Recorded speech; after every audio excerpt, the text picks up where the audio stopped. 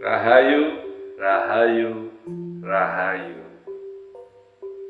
Dalam sebilah keris ada bagian yang bernama sogokan, yaitu sebuah lekukan menyerupai garis yang biasanya terdapat di tengah pangkal bilah atau bagian sor-soran keris.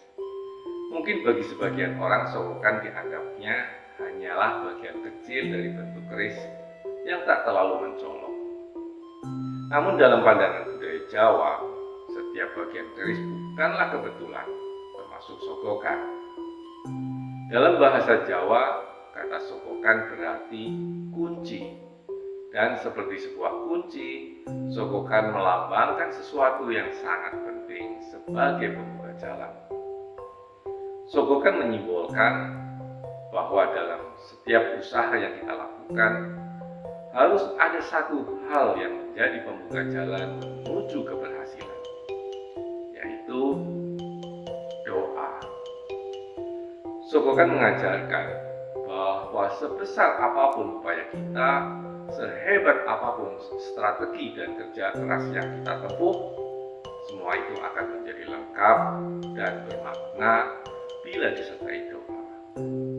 Dan doa adalah wujud penyerahan dan pengakuan bahwa ada kekuatan yang lebih besar dari kita, yaitu kekuatan Gusti Allah Sang Maha Penentu. Lewat sogokan, keris mengingatkan kepada kita bahwa usaha tanpa doa ibarat kunci yang hilang dan pintu tak akan pernah terbuka. Namun sebaliknya, apabila doa tanpa usaha juga tak cukup, karena kunci hanya berguna bila kita tahu pintu mana yang ingin kita buka dan kita berani melangkah ke arahnya.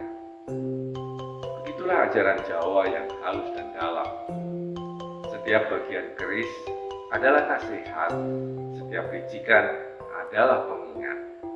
Sogokan bukan hanya sekedar pikiran, tapi pesan yang sederhana namun membuat kita sadar bahwa kunci dari segala ikhtiar adalah menyertakan doa, agar langkah kita tak hanya kuat, tapi juga diberkahi.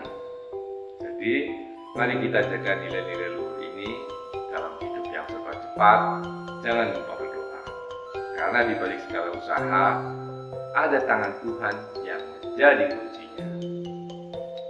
Salam Rahayu, Jaya Nuswantoro, Rahayu Mulyani Bawon.